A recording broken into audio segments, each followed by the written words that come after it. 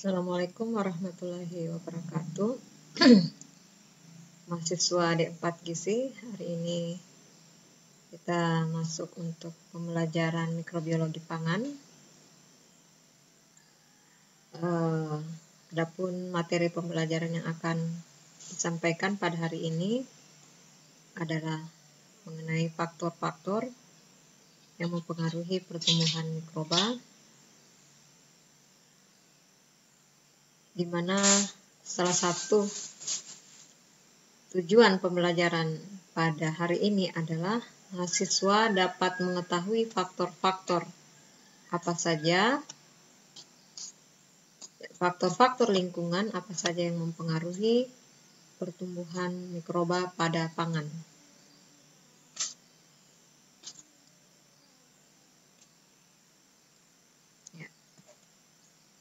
Setiap mikroorganisme itu kita ketahui mempunyai respon yang berbeda terhadap faktor lingkungan ya. Nah, faktor-faktor lingkungan yang dimaksud di sini adalah apakah itu suhunya, pH, oksigennya, salinitas dan sebagainya. Pada suhu, tinggi rendahnya suhu itu mempengaruhi pertumbuhan mikroorganisme, di mana bakteri dapat tumbuh dalam rentang suhu mulai dari -5 derajat Celcius sampai 80 derajat Celcius. Jadi ini dipengaruhi juga dengan adanya sensitivitas dari mikroorganisme terhadap panas ya, terutama enzimnya, enzim.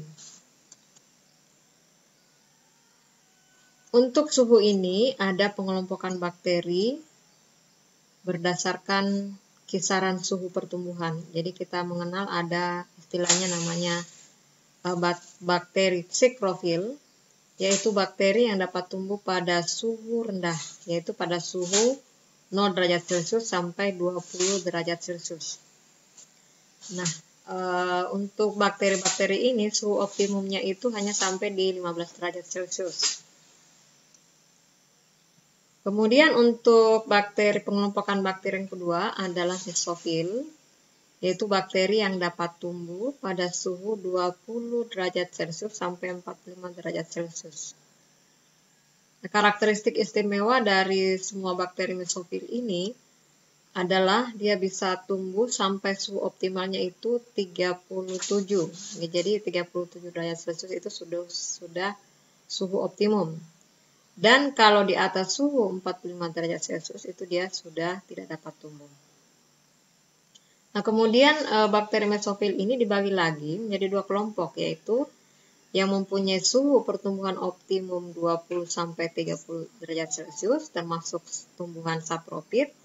Kemudian juga yang mempunyai suhu pertumbuhan optimum 35-40 derajat Celcius. Jadi di sini termasuk organisme yang tumbuh baik pada tubuh inang berdarah contohnya mamalia ya. Jadi di sini organisme yang hidup pada inang mamalia termasuk manusia. Nah, termofil istilah yang ketiga, jadi ada psikrofil, ada mesofil, kemudian termofil, yaitu bakteri yang dapat tumbuh di atas 35 derajat Celcius. Nah, di sini juga ada istilahnya fakultatif termofil. Jadi fakultatif yaitu dia organisme yang dapat tumbuh pada suhu 37 derajat Celcius dengan suhu optimum 45 sampai 60, bisa sampai 60. Kemudian ada obligat termofil, yaitu organisme yang dapat tumbuh pada suhu di atas 50 derajat Celcius dengan suhu pertumbuhan optimum di atas 60 derajat Celcius. Jadi dia di atas 60. Kalau fakultatif 45 sampai 60. Ini di atasnya lagi yaitu 60 derajat Celcius itu obligat. Kemudian perubahan suhu itu dapat mempengaruhi pertumbuhan. Apakah bakterinya makin banyak dengan suhu yang sesuai atau bakterinya itu menjadi mati. Nah, kemudian perubahan karakteristik di sini pembentukan pigmen, misalnya Serratia merescens pada suhu kamar ya. Ya, di sini Serratia merescens ini pada suhu kamar dia akan mempunyai pigmen yang warna merah. Suhu lebih tinggi atau rendah dari suhu kamar, maka dia akan pigmennya itu akan hilang. Ini pada organisme ya, mikroorganisme. Kemudian selulosa Acetobacter psilinum. Itu pada suhu lebih tinggi dari suhu kamar dia akan menurun selulosanya. Itu contoh-contoh mikroorganisme yang dipengaruhi pigmennya ataupun produksi selulosanya oleh suhu. Kalau suhunya tinggi dari suhu kamar 37 ya, maka selulosanya akan menurun produksinya. Ya.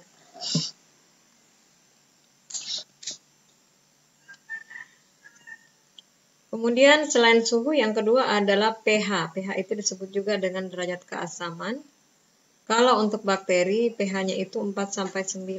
Kemudian pH optimumnya itu 6,5-7,5. Nah, berbeda lagi dengan jamur. Kalau jamur, itu dia pH-nya dia lebih menyukai asam. Asam itu, jadi asam itu di kisaran 1 ya. 1-6, kemudian optimumnya itu 4-6. Nah, selama pertumbuhan, pH itu dapat berubah, apakah naik atau turun.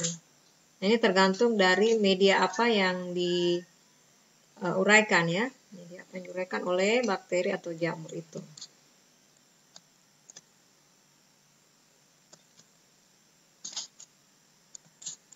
Kemudian yang ketiga adalah oksigen demand atau kebutuhan akan oksigen. Mikroorganisme ini ada dikelompokkan menjadi ada yang istilahnya aerob, ada anaerob, kemudian ada fakultatif anaerob, ada mikroaerofilik. Kalian pasti sudah mendengar istilah-istilah mengenai aerob. Jadi aerob itu dia memerlukan oksigen. Nah, oksigen ini dibutuhkan untuk apa bagi mikroorganisme? Jadi oksigen ini sebagai akseptor elektron dalam proses respirasi pernapasannya. Ya, bahan bakunya untuk respirasi itu harus ada oksigennya. Kemudian mikroorganisme anaerob, yaitu mikroorganisme yang tidak memerlukan oksigen. Karena oksigen akan membentuk H2O2 yang bersifat toksik dan menyebabkan kematian bagi si mikroorganisme. Jadi kalau ada oksigen malah dia mati. Mikroorganisme anaerob ini tidak memiliki enzim katalase yang dapat menguraikan H2O2 menjadi air dan oksigen. Ya, jadi tidak ada enzimnya ya, sehingga ya, dia tidak bisa tumbuh dengan adanya oksigen. Dia bisa tumbuh kalau tidak ada oksigen. Kemudian yang ketiga ada istilahnya mikroorganisme fakultatif anaerob, yaitu mikroorganisme yang tetap tumbuh dalam lingkungan kelompok fakultatif anaerob. Ya, jadi dia bisa hidup pada keadaan yang ada oksigen maupun yang tidak ada oksigen. Mikroorganisme mikroaerofilik yang keempat ya, jadi beda dengan anaerob. Kalau anaerob itu dia betul-betul hidupnya tidak memerlukan oksigen, tapi kalau fakultatif berarti dia bisa hidup pada keadaan ada oksigen maupun tidak ada oksigen. Nah, kalau mikroorganisme mikroaerofilik ini adalah mikroorganisme yang memerlukan oksigen namun dalam jumlah terbatas. Ya, jadi oksigennya dia hanya sedikit porsinya. Kalau oksigennya itu banyak, maka justru akan menghambat kerja enzim oksidatif dari si mikroorganisme tersebut dan akibatnya mikroorganisme akan mengalami kematian. Kemudian yang berikutnya adalah salinitas, yaitu kebutuhan akan garam, NaCl. Nah, ini juga dikelompokkan menjadi 4, ada non-halofil, ada halotoleran, ada halofil saja, dan ada halofil ekstrim. Nah, istilah-istilah ini, ya, jadi ada yang tidak membutuhkan NaCl, kemudian NaCl-nya dia dalam batas yang toleran, hanya sedikit, kemudian yang halofil yaitu dia membutuhkan NaCl 10-15%, sedikit. Halofil ekstrim dia porsi di atas 15% untuk kebutuhan NaCl-nya.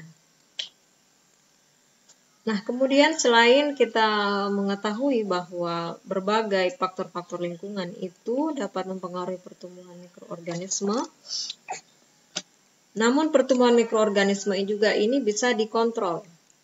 Ya, dalam arti dikontrol ini, apakah kita tahu bahwa mikroorganisme tersebut bisa mati, bisa dihambat pertumbuhannya. Nah, kontrol yang dimaksud di sini adalah bagaimana upaya kita untuk menjadikan pangan itu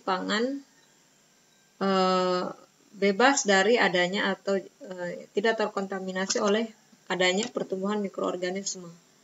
Nah, yang berarti bahwa keberadaan mikroorganisme yang ada, yang kira-kira nanti akan ada pada pangan itu harus dihambat pertumbuhannya atau dimatikan. Nah, kontrol apa saja yang bisa kita lakukan untuk pertumbuhan mikroorganisme ini supaya kita bisa menghambat atau mematikan pertumbuhannya? Ini bisa dilakukan dengan 3 cara. Yang pertama adalah kita melakukan kontrol dengan cara fisik, kemudian yang kedua dengan cara kimia, dan yang ketiga dengan secara biologi. Nah, kalau secara fisik, yaitu menggunakan uap air panas dan tekanan tinggi. Ya, contohnya autoklaf.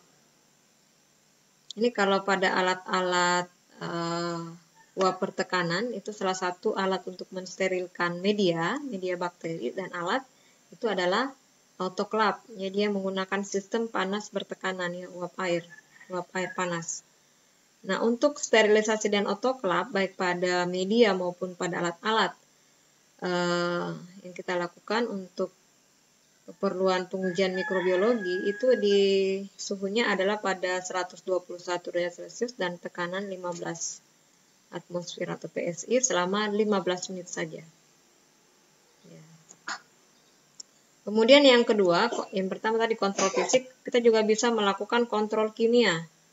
Misalnya untuk mengendalikan pertumbuhan mikroorganisme, maka kita tambahkan beberapa senyawa reagen, ya, contohnya HgCl. Ya. Jadi senyawa kimia itu dapat mengendalikan pertumbuhan mikroorganisme. Dan senyawa-senyawa kimia ini kita kenal ada antiseptik, ada desinfektan, ya, antiseptik saya kira kalian sudah paham, yaitu substansi kimia yang digunakan pada jaringan hidup yang dapat menghambat pertumbuhan mikroorganisme. Desinfektan, ya, penggunaannya sudah sangat umum di kehidupan kita, ya.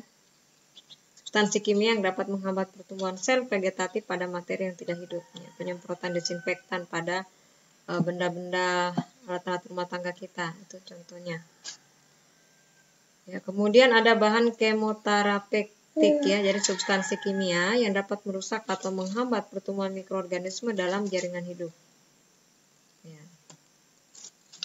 Kemudian kontrol fisik, kontrol kimia ini juga ada yang secara mekanik, yaitu untuk bahan yang mudah rusak karena pemanasan, misalnya vitamin, enzim, serum, antibiotik. Ya, contohnya bisa kita lakukan filtrasi menggunakan filter tertentu. Kemudian yang kedua, membran dengan tebal tertentu, terbuat dari asbes, diatom, porselen.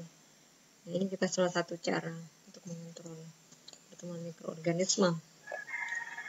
Kemudian bahan atau zat yang tidak dapat dipanaskan pada suhu lebih dari 100 derajat Celcius itu juga perlakuannya ada tersendiri, yaitu dilakukan pasteurisasi. Nah, pasteurisasi ini jadi pada bahan-bahan yang mudah rusak, ya, oleh pemanasan 100 derajat Celcius, contohnya susu. Ya, susu itu akan mudah rusak pada pemanasan suhu di atas 100 derajat Celcius, maka dilakukanlah pasteurisasi, ya. Pengawetan dengan pemanasan 63 sampai 73 derajat Celcius. Pelaksanaan pasteurisasi ini bisa dilakukan dengan LTH, yaitu menggunakan suhu 63 derajat Celcius selama 30 menit. Ya, kemudian ada juga istilah tindalisasi. Ya, ini juga termasuk untuk kontrol mikroorganisme pada bahan-bahan yang tidak dapat dipanaskan pada suhu lebih dari 100 derajat Celcius. Jadi kalau tindalisasi ini adalah pemanasan pada suhu 80 sampai 100 derajat Celcius selama 30 menit. Ya. Jadi untuk pertemuan hari ini nanti Ibu akan berikan tugas di Google Classroom. Demikian. untuk hari ini.